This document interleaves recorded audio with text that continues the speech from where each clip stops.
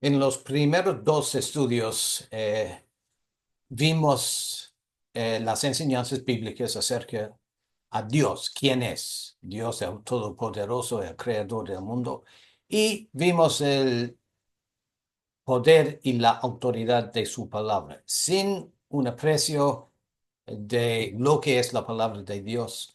No podemos profundizarnos en nuestro entendimiento bíblico porque es necesario tener un respeto y reconocer la autoridad de la Biblia para profundizarnos en sus enseñanzas.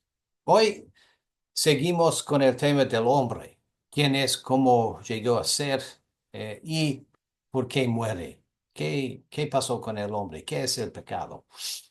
Bueno, en Génesis 1:26 es un versículo que estudiamos en el estudio anterior. Leemos que Dios dijo, hagamos al hombre a nuestra imagen, conforme a nuestra semejanza. Y, y comentamos que este versículo describe la manera en que los ángeles, junto con Jehová, creyeron al hombre en su imagen y conforme a su semejanza. El hombre fue creado en la misma forma como los ángeles que en su vez llevan la forma y semejanza de Dios mismo. ¿Cómo formó Dios al hombre? Bueno, el capítulo 2 de Génesis lo describe en versículo 7. Entonces Jehová formó al hombre del polvo de la tierra, sopló en su nariz aliento de vida y fue el hombre un ser viviente. Describe este versículo los dos lados, las dos partes de un ser humano. El cuerpo físico hecho del polvo de la tierra y el soplo que entra en el cuerpo para dar vida. El poder de vivir que viene de Dios. El cuerpo físico y el poder de vivir juntos llegan a ser un hombre, un ser viviente. Ahora, la palabra ser aquí en Génesis 2:7 es la palabra hebrea nefes, que quiere decir alma. Se traduce como alma, ser, vida, varias traducciones en nuestras Biblias. Pero aquí leemos del hombre creado por Dios y se describe como un alma viviente, un ser viviente. Es importante en ese momento hacer el punto de que el alma del hombre puede vivir, pero a la vez puede morir. Hay muchas referencias en la Biblia al fin del alma del hombre.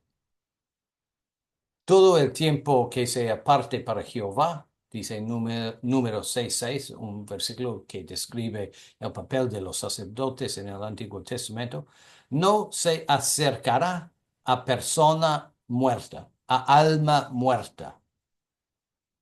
O sea, los sacerdotes no habían debido acercarse a un cuerpo eh, para no eh, eh, llegar a ser inmundos en su servicio en el templo, el tabernáculo.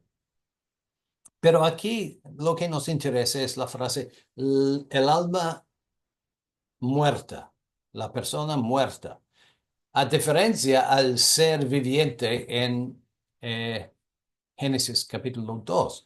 En, en otras palabras, un cuerpo puede vivir o morir, depende eh, de que si recibe el Espíritu de Dios, el soplo de Dios, el aliento de la vida que permite que el cuerpo viva. Entonces, en Génesis leemos de un alma viviente y en Números aquí un alma muerta. Y eh, como dije, hay varias referencias a la muerte de un alma en la Biblia. El alma que pecare, esa morirá, dice Ezequiel capítulo 18. La persona que peque va a morir.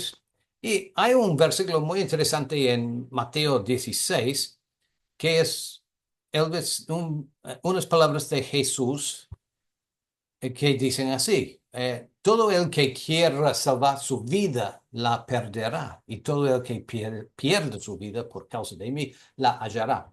Porque, ¿qué aprovechará al hombre si ganare todo el mundo y perdiere su alma? ¿O qué recompensa dará el hombre por su alma? Ahora, la traducción aquí en realidad no sigue eh, eh, sigue el sentido original. Las palabras eh, amarillas en el texto aquí son la misma palabra vida o alma. Los traductores eh, pusieron dos traducciones para apoyar la idea de que después de la muerte el hombre sigue viviendo por medio de un alma. No es correcto. No es lo que nos presenta la Biblia acerca de la vida del hombre. Si morimos, perdimos nuestra vida.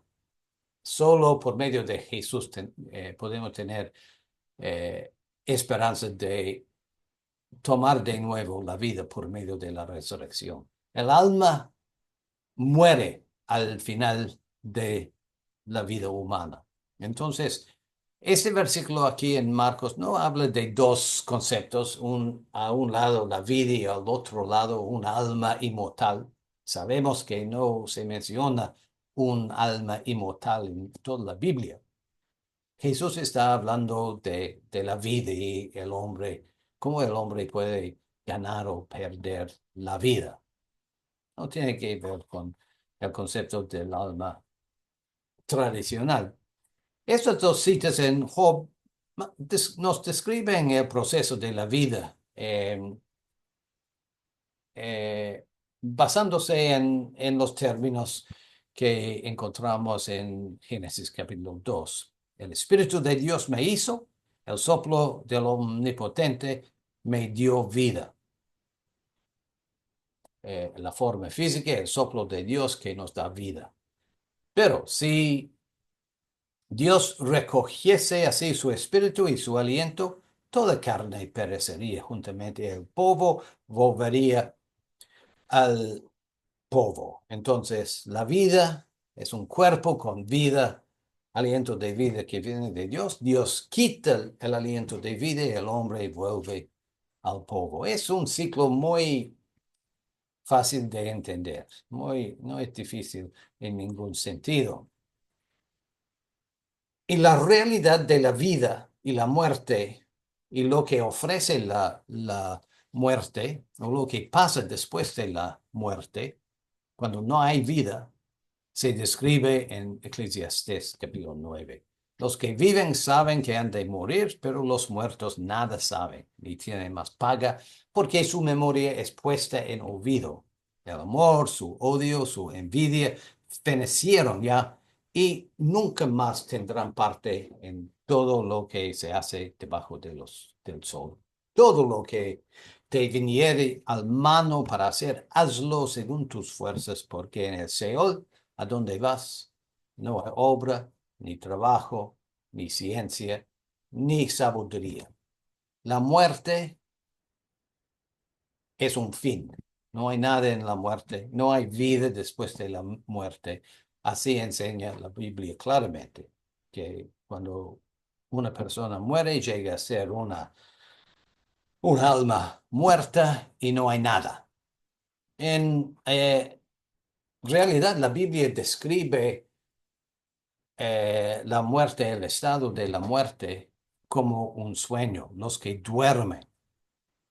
Y hay un grupo que encontramos en la Biblia que duermen en polvo de la tierra, según dice Daniel capítulo 12, pero que serán despertados en el último día cuando venga Cristo. Entonces, es como un sueño, la muerte, para los que van a recibir la bendición de la resurrección. Vuelven a polvo de la tierra, como dicen aquí, pero duermen. No es cosa de alma que sigue viviendo, no. Duermen esperando la resurrección. Ahora vamos a brevemente volver a lo que pasó en Génesis capítulo 2 y 3 para eh, entender cómo llegó la muerte, de dónde viene la muerte. Dios dio la vida, pero ¿por qué después quita la vida? Y por qué vuelve el alma o el ser a ser una persona muerta. Bueno, como sabemos, Dios estableció un huerto en Edén, hizo nacer de la tierra todo árbol delicioso a la vista, bueno para comer, árbol de vida en medio del huerto y el árbol eh, de la ciencia del bien y del mal. Y sobre esos dos árboles, Dios puso una ley. Mandó Jehová Dios al hombre diciendo, de todos los árboles del huerto podrás comer, mas del árbol de la ciencia del bien y mal no comerás, porque el día que de él comierais, ciertamente morirás. Dios puso una ley con consecuencias. Si comes del árbol prohibido, para morir.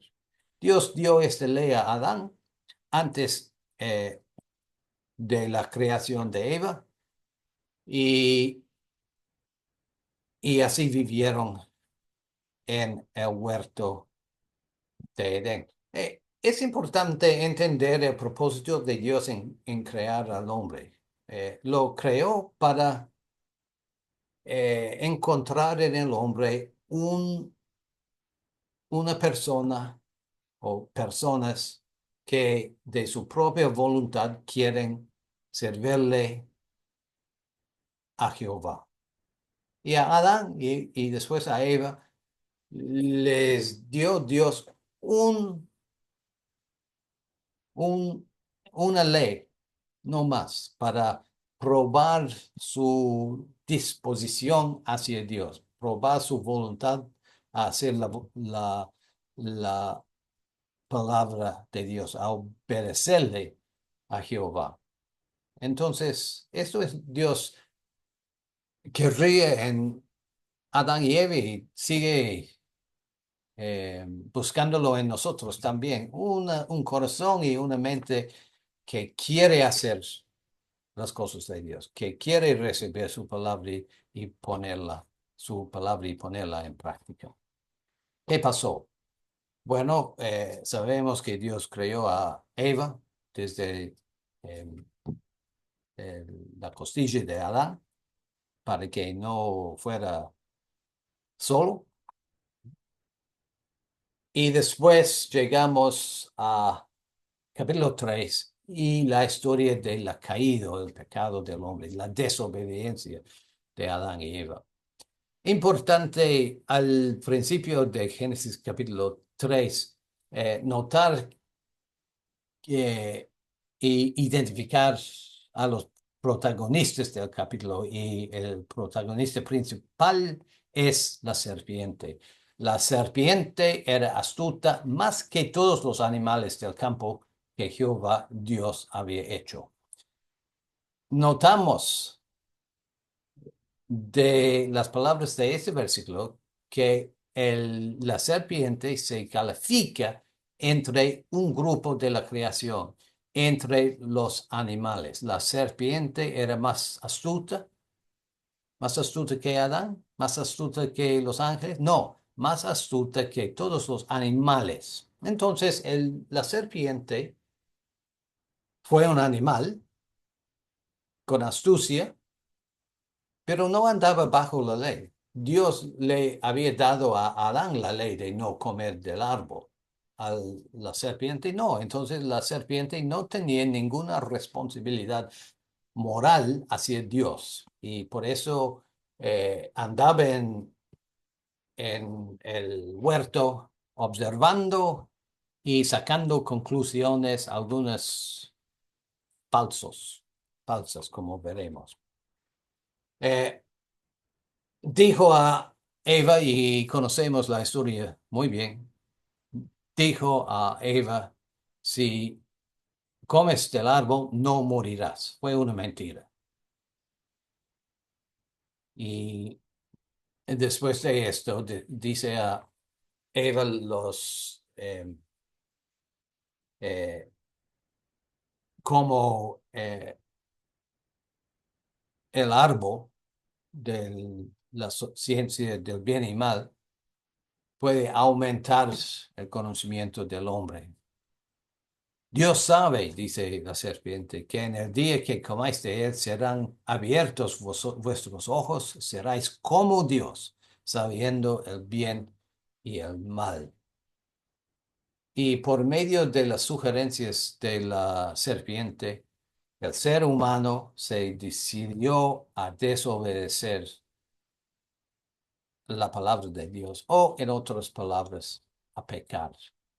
Ahora, ¿quién es la serpiente? Bueno, la Biblia nos dice que la serpiente es un animal más astuto que todos los animales. Algunos dicen que, bueno, la serpiente es el diablo, un ángel caído, un ángel pecaminoso, un ángel del mal que va en contra de las cosas de Dios y que este ángel caído le tentó a Eva. No puede ser esto según lo que dice la Biblia de los ángeles. Salmo 103, y tengo aquí 4 textos para resumir el tema. Salmo 103 describe para nosotros lo que hacen los ángeles. Eh, Ejecutan su palabra, obedecen su voz y hacen su voluntad. Es parte de la naturaleza de los ángeles. Ejecutan, obedecen y hacen la voluntad de Dios. No se rebelan. Y sabemos esto porque en Lucas capítulo 20 Jesús dice de los que van a encontrarse en el reino, los seres humanos que entran en el reino de Dios, dice, ya no pueden más morir porque van a ser iguales a los ángeles y son hijos de Dios al ser hijos de la resurrección. Bueno, los ángeles no pueden morir, así dice Jesús aquí. La muerte viene a causa del pecado, así dice Romanos 6, y fue la consecuencia que Dios delineó en el principio. Entonces los ángeles no pueden morir, no pecan, no se rebelan en contra de Dios. No, la serpiente no es un ángel caído.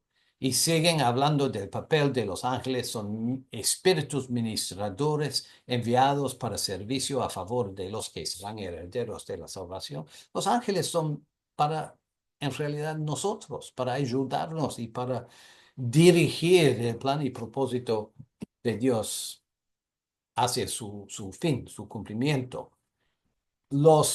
Y Hebreos 2:5, Dios o Pablo dice que Dios no sujetó a los ángeles del mundo venidero acerca del cual estamos hablando. Entonces, el reino que esperamos es para nosotros, no para los ángeles. Los ángeles son agentes de Dios, son mensajeros de Dios que hacen su voluntad, que no pecan, no se rebelan, son eh, eh,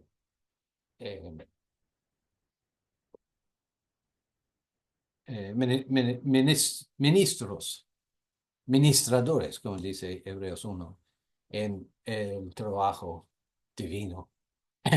Entonces, es interesante eh, pensar en los puntos que salen de las citas en la pantalla aquí y pensar que, bueno, Dios no iba a encontrar en los ángeles la obediencia voluntaria que busca. No, es por medio del ser humano que va a encontrar un corazón, una mente que quiere de buena voluntad, de su propia voluntad, obedecerle. Los ángeles no, son siervos de Dios desde su creación. Es el propósito. Nosotros optamos por o seguir a Dios o seguir nuestros propios deseos.